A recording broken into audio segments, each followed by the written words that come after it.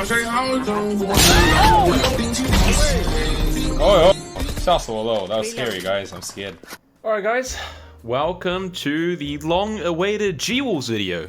I know many of you have been asking for G-Wolves stuff. I've also been maining the G-Wolves mouse that has been the mystery mouse, so we're finally doing this. I never previously reviewed any G-Wolves mice because, first of all, I thought I would hate all of them. They're all tiny, small. I looked at the graphs and I'm like, yeah, there's no way I'm going to use these. Second, I believe there's quite a bit of public criticism and drama with their representative Jim, G-Wolves Jim, as we all know, and they also have poor support all around. However, one of the long-term supporters of this channel has gifted me these mice for review, so huge shout out to the bro, you know who you are. In addition, I've been recently watching all of the VCD Masters Tokyo games, so I don't know if you guys have been watching, but I've been at home this week post-surgery, and in case you guys didn't know, some of the best players at the event, namely Demon 1 and Jing from Evil Geniuses and Paper X respectively, they have all been using the HTS plus 4K here. Tens also uses this mouse, but at this point I don't really know if everyone cares about what Tens uses anymore. Without further ado, let's get straight into it. So jumping into the details, features, and unboxing. Now unfortunately my HTS plus 4K here came without many of the accessories. It was just the mouse, the receiver, and the cable. Had grips and stock skates, but not a lot here that I can actually show you guys, so I can't give you a proper review. The HSK Pro Ace here, however, came with everything. So you get cable, receiver, the little stick to turn it on and off, a pair of arm sleeves, which look like generic AliExpress $2 shop arm sleeves. Not going to review this. Some more stock skates, a set of grips. I don't know what this battery tester is for, but I'll give credit to G-Wolves for including all these accessories, even though they might all be useless. So the HSK Pro Ace here retails at $139 US. The HTS plus 4K is $159 US, so it's approximately $210 Australian dollars and $240 Australian dollars respectively. Both use zippy switches, which are rated for 60 million click lifetime. The HSK Pro Ace here has a $33.95, while the HTS plus 4K uses a $33.99. Pro Ace weighs in at 26 grams, and the HTS plus 4K weighs in at 49 grams. It's truly unfortunate that both of these still use micro USB instead of Type-C. Also, the switch to turn the mouse on and off is on the bottom here. It's exposed and a really little thing. You can't even properly reach that with your fingers. That's why in both of these mice, you get a little stick, and that stick is intended to be used to turn the switch on and off. Now, I don't know how I feel about that design, but personally, I keep a nail clipper around me at all times, and I can just use the nail clipper to flick it on and off, so it doesn't particularly bother me, but if that is something that is a concern to you, just be aware that that might be an inconvenience as well. Same thing for the HTS here, over here on this little gap. The HSK Pro Ace here is only a 1 kHz polyrate mouse, while the 4K, as the name implies, is all 4K. So to give you guys a quick summary so you can get out of here. I can't properly review this. I'm not a fingertip gripper, and even if I was a fingertip gripper, I would not use this, because do you see how damn small this thing is compared to my hand? Like, I try to grip it and I can't even fit my 2 fingers on the side properly on the side of the mouse because it's just so small. So that's this for the review. Objectively speaking though, the clicks are excellent, the build quality is excellent, the sensor is excellent, everything on this mouse is surprisingly good. So I'm very happy to recommend this to those who actually utilize this mouse. I don't think there's any flaws on it really. The HTS plus 4K, or HTS plus 4K, is unironically my main. As much as I don't particularly like anything about this mouse, right? But it just works. And it's definitely the mouse I perform the best on. And I hate that, because I don't want to like this mouse. But I just play well on it, and I really can't complain about that, can I? And that's mostly because of the shape, which we'll talk about later, and the tech internals are good. So going to the build quality. The HSK Pro Ace build quality is excellent. There is no flexing, even this tiny bottom plate that has holes all over it is very sturdy and solid, there's not a lot of flex. So I'm very surprised, because I thought this would be a plastic piece of shit, but it's actually good, especially given the size. So the sensor on both of these mice are top of the line. $33.95 in the HSK Pro, and the $33.99 in the HTS plus 4K. Good sensors, nothing to comment on here. Sensor placement, however, is very important. And I'm happy to report that both of these mice have excellent sensor placement. The HSK sensor placement is quite a bit centered, but I mean, given how you'd hold this mouse and whatnot, it really doesn't matter. The sensor placement on this mouse is less relevant than it would be on a different mouse. I can't really comment much more here because I can't tell if this is good or not. I don't use a fingertip, but I can't imagine it to be bad. The HTS 4K has one of the better sensor placements I've tried in quite a while. It's very slightly forward towards the front of the mouse rather than the back. And in most cases, you want that sensor to be slightly forward rather than the back. That's why Razer mice have terrible sensor placements, as I've always said, because the PCB design internally means that the distance from the sensor to the switches is a fixed distance, so the sensor is automatically placed further back because you can't move it forward anymore if you want to maintain the clicks where they are. This mouse, however, has a more forward sensor placement, and this forward sensor placement makes the mouse feel much more responsive to your micro adjustments and works really well. Sensor placement in macro movements, big swipes, don't make as much of a difference in your gameplay, but definitely a lot more relevant in micro adjustments, because macro movements move the whole mouse, and the mouse will be scanning the whole thing. However, when you do micro adjustments, it's only the front end of the mouse where your fingers are. You do little micros in the front. And therefore, the further forward your sensor is, the more sensitive it actually detects that, because you're moving not the whole mouse, only part of the mouse. And so if this is further back, sometimes you might feel like you did micros, but it didn't even move. And that's why the forward sensor placement really helps with the micro adjustments. Now, I don't usually talk about battery life of a mouse because I don't think it's particularly important, and everyone should have the habit of charging their mice or most of their things every few days regardless. But the HSK Plus 4K here just deserves a special mention. I have never had a product with battery life quite as shit as this one. It's at the point where I'm leaving this mouse permanently plugged in unless I'm actively in a game. Like, I'd even plug it in while I'm sitting in queue or Agent Select because it just gives me nightmares. Right, and I saw Demon 1 doing the same thing in BCT in between maps. Like, he'd finish a map, plug the mouse in before walking off the stage and getting ready for the next one. It's truly horrendous. It's even worse given it's micro USB and charging is slow. And the port itself isn't even the easiest to plug and unplug because it has to slot in exactly as it is. There's a groove here designed specifically for this cable. Please, G-Wolves, please, make an updated version with better battery life. I can't comment on the HSK Pro battery life, but I'd assume it to be questionable because the battery itself probably isn't that big either. That being said, this is only a 1K Hz polling, so the battery drain isn't as crazy. Now, as for clicks, while both mice use the same switches supposedly, the clicks on the HSK Pro Ace is significantly better. I feel like this even rivals that of Huano Blue Shell Pink Dots, or potentially even better, because it's just as crispy, but it's also lighter to click down on. Like, these are excellent, I'm impressed. I really do like how these clicks feel. The HTS, however, do not have the same quality of clicks. They're very light and easy to click on, but they aren't as satisfying to click as, say, the HSK or Blue Shell Pink Dots are. So none of this is noticeable in game and there's no concerns, but I do wish they could update these clicks to make it feel like this as well. Weight distribution is relatively perfect on both mice. The HSK Pro is so small, and especially with the intended fingertip grip, weight distribution isn't really even a thing on this mouse. It's super light and densely packed that there is no like weight distribution to even talk about. The HTS, however, has essentially perfect weight distribution, especially relative to the shape and the intended grip. Micros and macros just feel effortless, so props to them here, this is really done well. Now, talking about skates. Now, given the size of the HSK Pro Ace, the skate area can only be so big. However, the bottom is completely flat, even with these holes here, so you can actually put any replacement skates on as long as it fits whatever the width and sizing of this is. You might want to avoid these bigger holes on the sides here, but in general, as long as it fits around here, you should be fine. Same thing with the HTS 4K. The bottom is completely flat, even though there is this plastic cover. So I actually put the Viper mini skates on because they fit perfectly, and the center skate does come from the proper HTS one. Now, as you can see, the normal stock skates would actually just be a very, very small 2-piece in the front and a small 1-piece at the back. I hated how these are. I'm not a big fan, so I put the bigger ones on. These stock skates are PTFE. You get multiple sets in the box. They're not particularly well-rounded and they're very thin.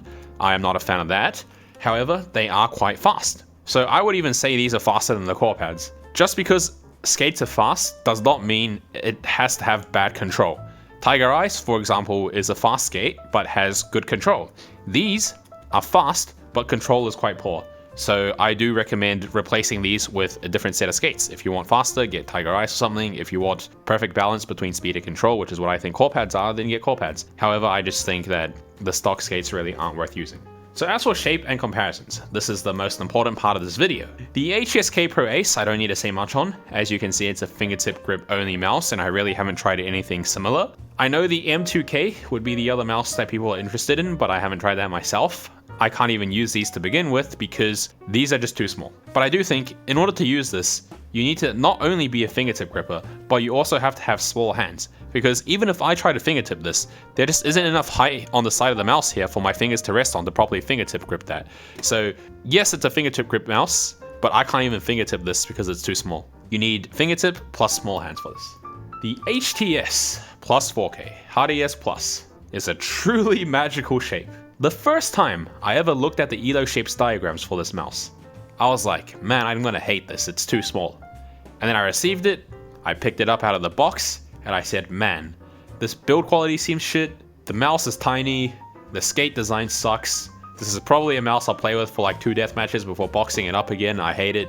And then I used it, hit shot after shot after shot, and I said to myself, what the fuck is going on? So, the HTS 4K is short. And I mean short. However, the entirety of the mouse is actually very tall, so that the overall coverage of the mouse is still quite long, because as your hands curl up to accommodate for that extra height, it would reduce the length you need on the mouse. You can't make a mouse that's super long and super tall, because that would be way too big. So this mouse, tall and shorter, so it still feels like a medium-sized mouse.